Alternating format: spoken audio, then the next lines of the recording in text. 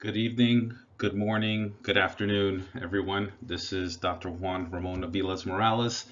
I am back. I took a short leave from recordings, but I think there's some new exciting news that needs to be shared. So I am back, and hopefully I can continue sharing with this news that I found with the community. So here goes. First, I would like to discuss today something that has been on my mind for some time, and I share this with some people, and we're all of the same mindset, and that is the Native Caribbean identity. Now, before I dive deeper into this topic, I want to share some definitions. Okay, first, there are synonymous terms, but there are also important distinct differences between these terms. What is a nation? What is a tribe? What are indigenous people? Native American, Native Caribbean, tribal clans, bands, and in our case with the Tainos, YUKAYEKES.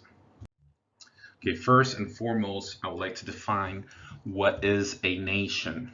Okay, a nation is a stable community of people formed on the basis of a common language, territory, history, ethnicity, or psychological makeup manifested in a common culture. Also, there are clear boundaries at times with these nation or state. There could be a nation, for example, United States of America is a nation, or there could be a group of clans or groups together, banded together to form a nation of indigenous people. For example, the Navajo Nation. And a nation is more overtly political than an ethnic group, which is important. And here's another term. If I get to the next slide. Here are some nations that have clear demarcations of their boundaries. South American nations, as I mentioned earlier. Okay, then tribe. What is a tribe? And a tribe is sort of a smaller grouping. It's a social group comprising numerous families, clans, or generations together with slaves, dependents, or adopted strangers. And here's an example of one famous tribes, 12 tribes of Israel, listed here of biblical times. That's one of the most famous tribal groups. Then we look at what are indigenous people. There's a distinction between nation, tribe, and indigenous people.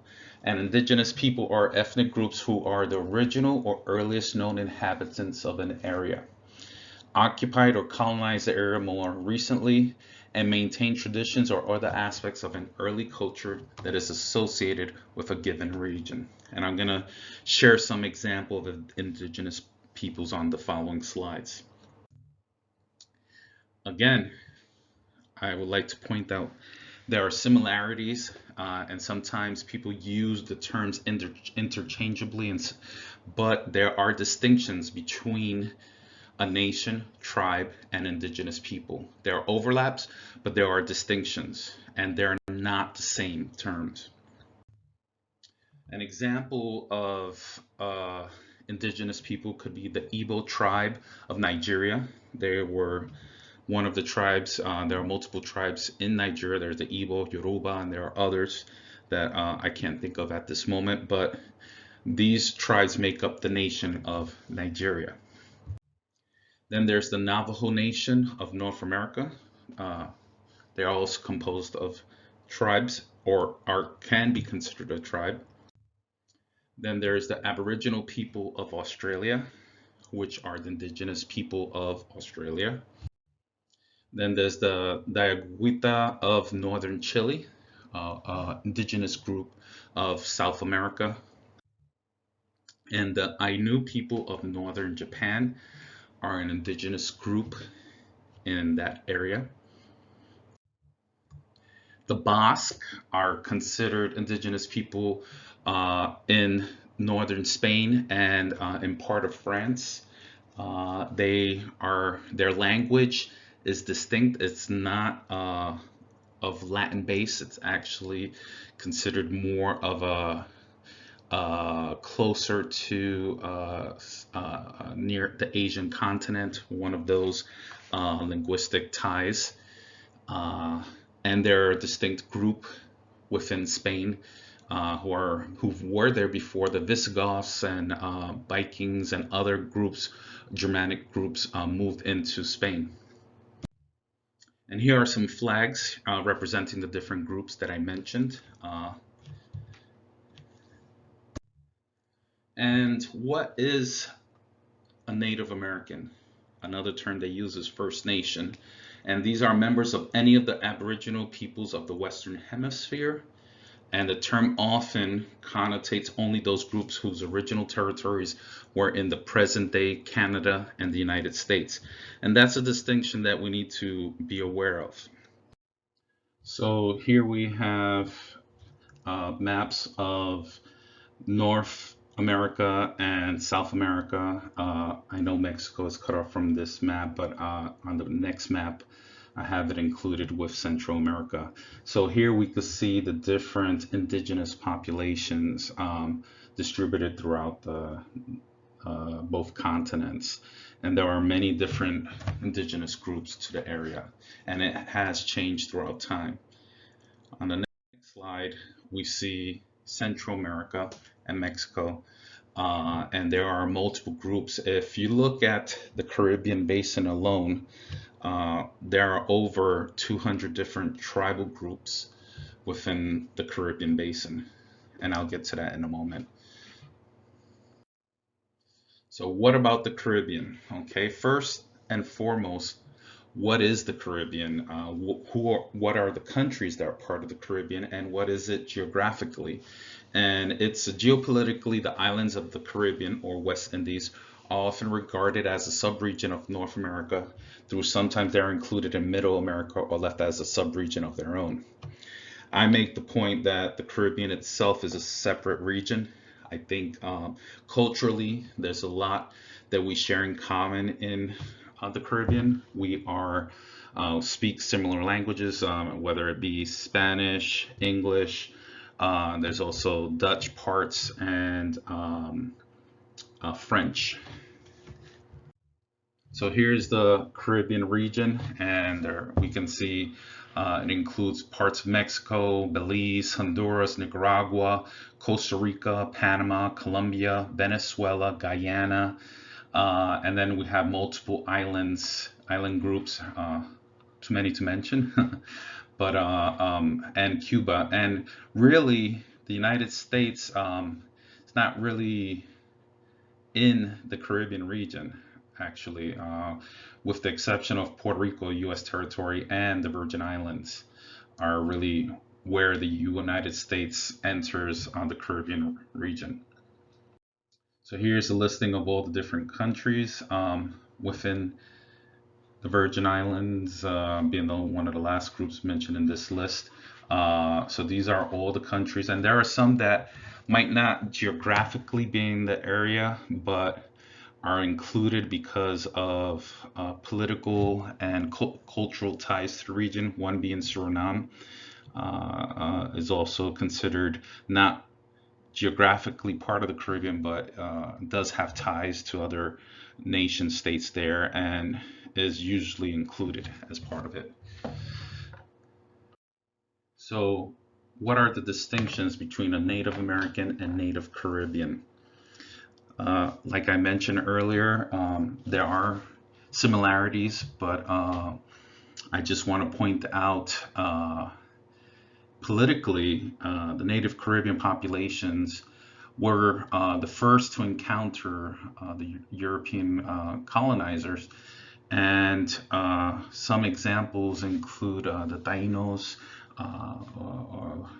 who greeted Columbus in Borican and other islands, and then there were the Caribs also. And politically, there was more of a erasure, if you will, or some would say extinction of the cultures, but in reality we still exist today. But there was more of a push to extinguish the native groups in the Caribbean and sort of assimilate them into the dominant culture, European culture. So the Native Americans in the mainland continental United States and also Alaska and Canada, they also suffered. I'm not minimizing the colonial effects on their populations, but they still exist. They still have their institutions, they still have their land, while yet most of the native Caribbean population, they were purposefully taken from their lands. If you look at, with the exception of the mainland tribal groups in South America and Central America, the ones in the Caribbean's pretty much been wiped out, with the exception of the Jamaican Maroons, which still retain some land. The rest, their lands were taken from them, and languages became extinct pretty much in the Caribbean islands. In Costa Rica, there's also been, I have experience with meeting some of the tribal groups over there, and the Cabot were the main group that resisted colonialization and kept their language, but other groups lost their languages. Their languages became extinct. And that, I'm sure, also happened with Native American groups. But culturally speaking, when I met with the different groups in Costa Rica, we just clicked. I just felt like they have gone through similar stuff as I have. And even though English is the dominant language I use, I felt quite comfortable around them. We could relate to a lot of things. We ate similar foods, and culturally we're much more closer to when I met with other groups, Native American groups in the United States. Even though we both spoke English well, culturally speaking, I felt more of a closer tie to the populations that I met in Guatemala and Costa Rica. So I don't know if this is something that other groups or other individuals have experienced, but culturally speaking, my experience is that I feel more closer in connection with culturally for people of Central America, throughout the Caribbean and South America, northern parts of South America, who are in contact with the Caribbean because we have similar experiences. Culturally, dishes that we traditionally eat are very similar. Terms that we use in Spanish are also similar. And I think, and many would agree, that there is a subgrouping that deserves recognition. And I think the US Census should recognize not only Alaskan Eskimo, a Native American, and Pacific Islander, but they should also include a Native Caribbean category to identify individuals living in the United States. And now, with the recognition of the U.S. Virgin Islands of the GUAINÍA Taino group, I think it's appropriate now to include Native Caribbean in our classification of indigenous peoples within the Caribbean region. And given that this is a talk on Tainos and how this affects us, I would like to discuss connections between the First Nations of America and the Caribbean. And one is, when we look at genetic genealogy, the Clovis Anzac child, there was a GEDmatch kit made of this individual, and there has been links to this, weak links between Native Americans and also Native Caribbean peoples who have historical or DNA that, or genes in their DNA that connect to this population that at one point was a bottleneck, where there was some event that caused a population collapse in North America, and this population survived, and they passed on their genes to all the future generations that populated the rest of North America, Central America, and South America. And there's a specific gene, the D9S919 mutation, that is found only in Native American populations, and also Native Caribbean and South American populations. I actually took the test on family tree DNA. They offered it, and I tested that I had the mutation. So there is some proof that there is a connection between the Native Caribbean population and the Native American population with these genetic testing. And also the Lucayan Taino of Preacher's Cave, whom we call Atunwa Inaro, also matched the Clovis Anzac child, but weakly, but nevertheless it was a match that we did on GenMatch. So demonstrating a connection between the two groups. Okay, now since we're talking, this is Taino DNA and we talk about Tainos, how does this affect us? And I would like to talk about culturally, what is the current state of the Tainos groups in the Caribbean today. And historically, the Tainos, there were different groups. Taino itself is a term that was used by the Spaniards and later other European powers to describe the people groups living in the Caribbean. There was, of course, the Carib, or today they call Kalina or Kalinago, and also Tainos. But the Tainos, they were multiple groupings, if you will, that had similarities culturally. So it wasn't really Tainos, it was more Lucayans, Cubanos, Boricuas, and other groups that I'm listing here. So in the Bahamas, we had the Lucayans. In Cuba, we had the Cubanos. And Dominican Republic, or Hispaniola, historically, there were Haitianos. And today there's also the Quisqueyanos. Jamaica was the Yamayans, and Puerto Rico, Boricuas. And Turks and Caicos, they were probably Lucayans, but if we find today, I made a suggestion of maybe calling us Turkcayans. That's a suggestion I put, that's why it's in red. And then Florida, there's some discussion that, and not real strong evidence found yet, but I'm pretty sure there was some migration of the Tainos into Florida or Bimini, and I think that is something that if we find later on, that we include that also in our history. There was also in the Virgin Islands, and particularly the island of St. Croix, they called it II. So I don't know if we would use the term Ians, but today there is a group in the Virgin Islands. It's GUAINÍA Taino, so I should fix that on the slide and I will update that later. But in the Virgin Islands, it's GUAINÍA Taino. That is the official term of their people there.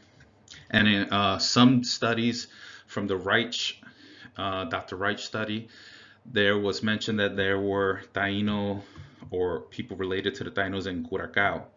So that is something later on that might be something we look into, the Taino groupings in that region.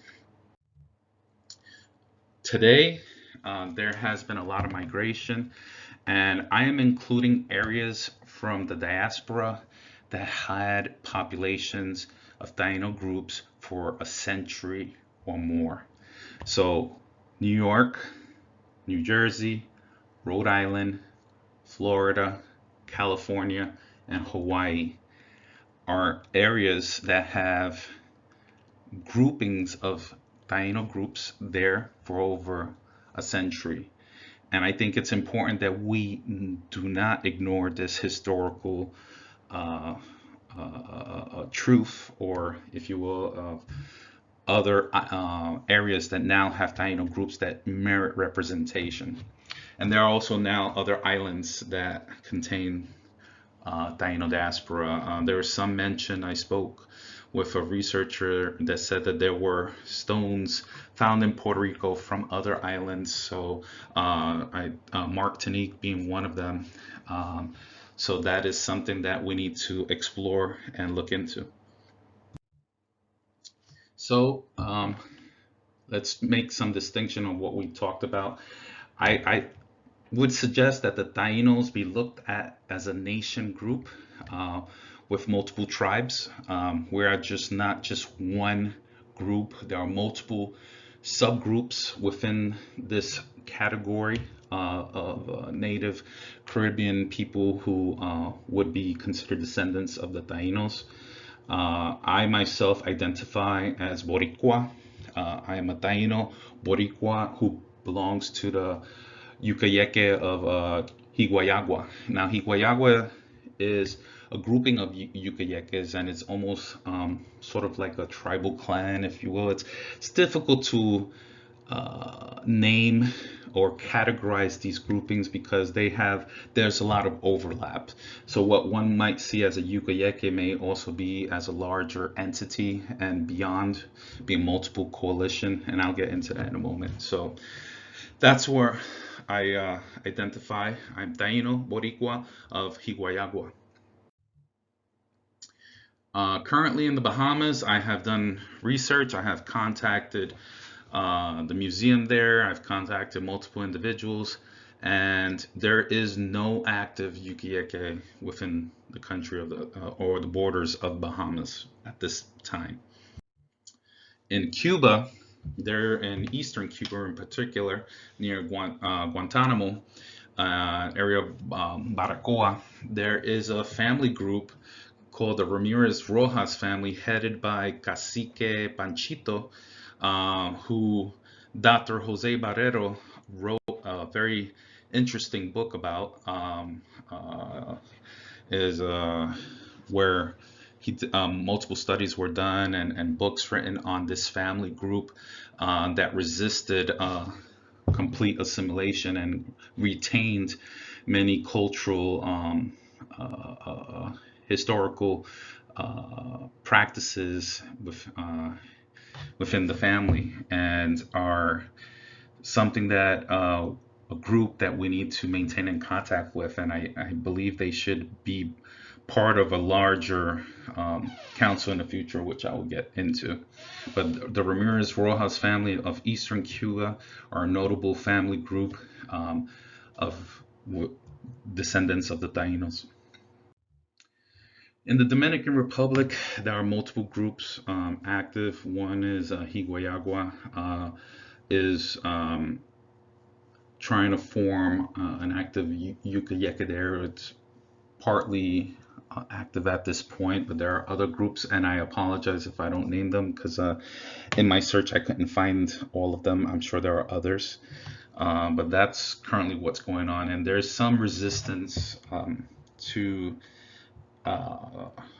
being called indigenous in the Dominican Republic, and at times a lot of people don't come out because they fear for their safety. So that is a very sensitive area. So just making you aware of what's going on there. In Haiti, I did have some talks with certain people who identify as Taino there, and we were trying to do DNA testing to confirm it, but unfortunately, when COVID happened, no biological specimens were allowed to be shipped to and from Haiti, so that was shelved. But there are some groups there that do have a connection with the Tainos and merit looking into further. In Jamaica, we have Yamaye Guani, headed by Cacique Calan, who are doing great work in raising awareness of their ties to the Tainos, and they're also working on language there. There's another community that someone brought to my attention, the Parati community, and there's very little information in the literature about them. But what I did find, there was a dictionary of Jamaican English, and they mentioned them there, and it says, what was it? Any of the inhabitants of a distinctive community at and near Parati Bay in southeast. So, and these people are, they said this part is swampy, principally inhabited by mulattoes, Quaterons, and other castes, a poor but peaceful and industrious race who have long settled here and live by fishing and breeding poultry. that was that is one of the mentions of that source that I was able to find on that community, and it merits looking into. Then there is the Maroon communities, Jamaican Maroons, who have their own land, their own reservations, if you will. There's Acapon, Charlestown, excuse me, Moortown, and Scotts Hall. There was a study done a couple of years ago demonstrating connection between the Acapon Maroons with the Tainos. This was done by Dr. Ben Torres, and it was an interesting article. I recommend you all look it up. And then in Puerto Rico, there are multiple groups. Some of them do not identify as Taino, they identify as Jibaro, or some even claim to be descendants of the Mayans.